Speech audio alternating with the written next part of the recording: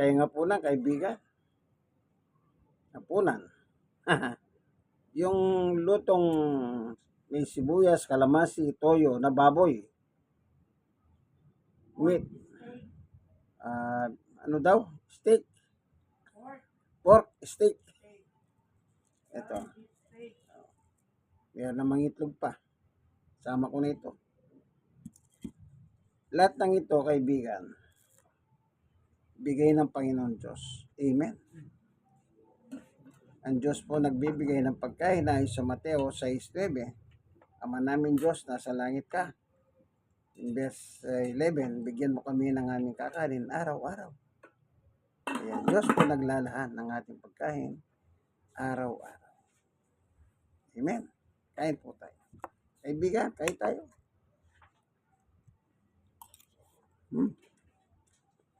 Masarap. Lutong bahay. Pag lutong bahay, masarap yan, malinis at nasustansya pa. Nagluto niya si Sister Baby.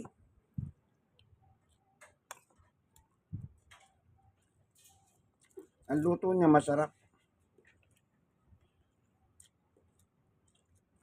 Ayan. Specialty, lutong masarap.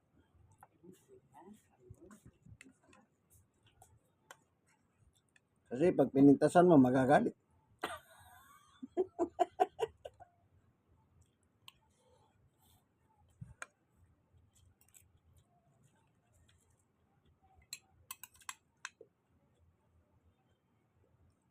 Itlog.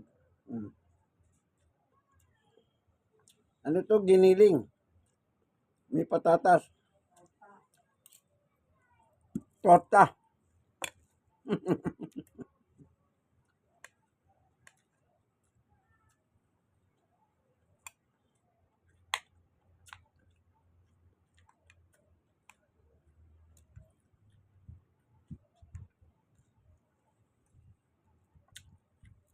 Ba't ka lumayo, Winter? Ba't ka dyan pumunta? Yun o.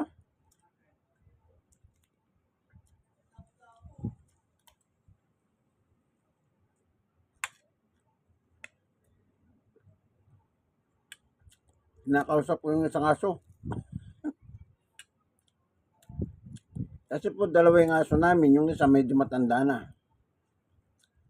Nasa mag-apat na taon. Layo silang sitsu. Hindi sila pango, yung nakalabas ng uso. Kaya sa bata, walang buwan. Nagagalit ko minsan itong matanda. Kaya pag may kumakain sa amin, nagkaroon ng phobia. Kaya lumalayo siya. Nilalayo na niya yung sarili niya. Kaya yun po tinatanong ko sa kanya, ba't ka lumalayo, Junter? Ako dapat. Ang ugali dati niyan, pag kumakain kami, nasa tabi namin. Pwede namin sila subuan. Wala problema yun. Sinusubuan namin yan. Hindi alam, minsan ninangilan nitong malaki. Siyempre, bata yung isa. Kaya natatakot.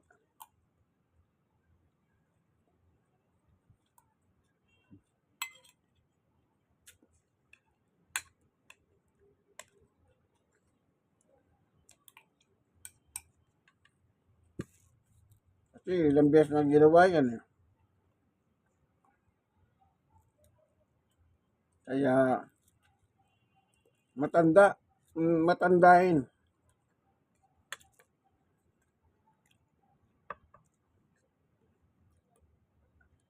Kaya naawa ko sa ganung estilo. Kung saan niya nilalayo sa sarili niya. Kasi kumakain kami. Siguro sabi niya, baka ngira na naman ako niyan kanya.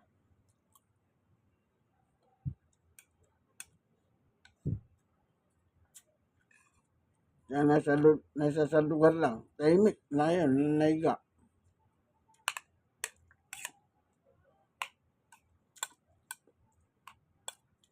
Wala pa siya itong isa, yung matanda.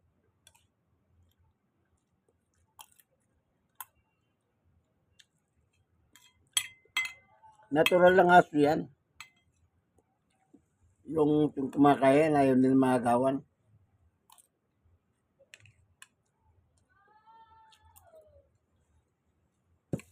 Kaya pag binibigyan ko pagkain niya, o dalawa lalagyan, wala eh. Malayo sa isa't isa. Dati kahit na malapit lang ganyan, okay lang. Yan ang inaangilan tong bata. Nilalayo ko yung pagkain nila. Ito. Ay kung minsan loko itong matanda. Malayo na. Pupuntahan pa yung bata. Kaya yung bata natatakot. Sabi ko, nilayo ko na nga. Pinupuntahan mo pa ako. Kaya gagawin ko, kukunin ko na naman yung bata para malayo. Para lang kumain. Eh bata pa eh. Pero pag tumanda yan, lalaban na yan.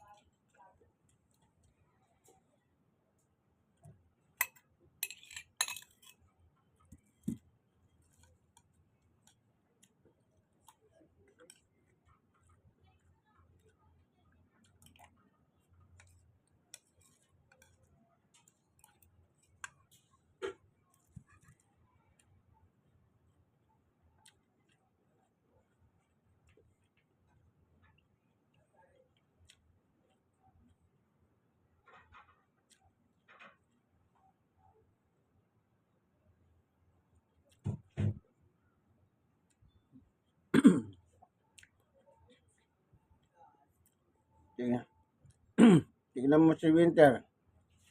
Ngumunguya siya, nakatingin siya dito kasi tinitignan niya itong isa. Kasi baga puntahan niya eh. Kinain niya yung natirang pork chop.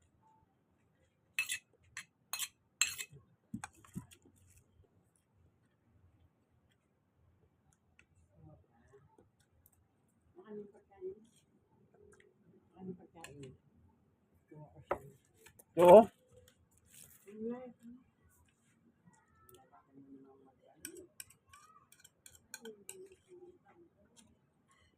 O, wag mo muna ka nun. Baka hindi niya kakainin.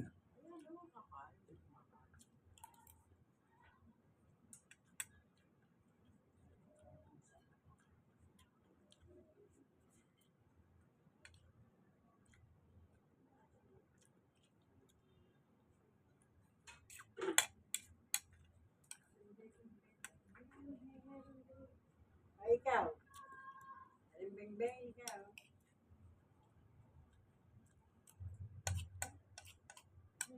Yung pork chop.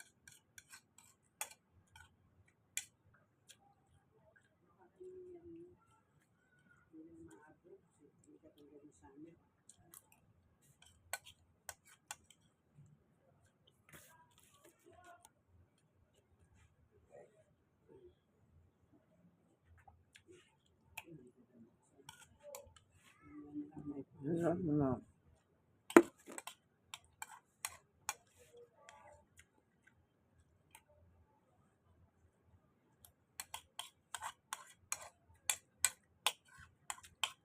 Binigyan mo ng pork chop?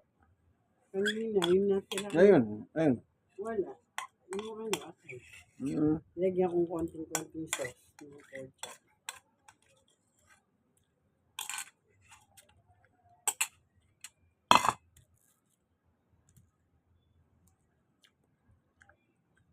Kahit na ngumunguya doon, nakatingin dito eh. Kasi sabi niya, baka puntahan ako eh. Oras na padating, aalis siya. Hmm. Malaki takot na rito eh. Kasi binibira siya. Oh, oh, oh.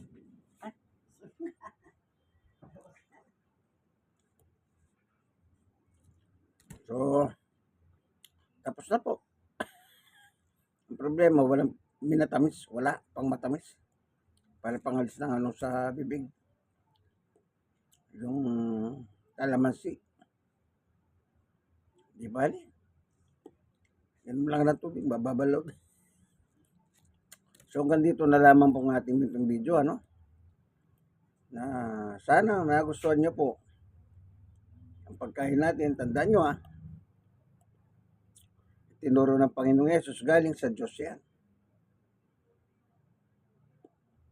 Mateo 6:9-11. Like. Share na share. Kayo mga nasishare, mag-share po kayo sa iba. Huwag nyo kalimutan na na hindi kayo mag-subscribe. Be my subscriber. Nawadat na kayo ng video ito na nasa maayos na kalagayan. Bye-bye po. Inyong kaibigan kay Jesus, Brother Manny Bautista.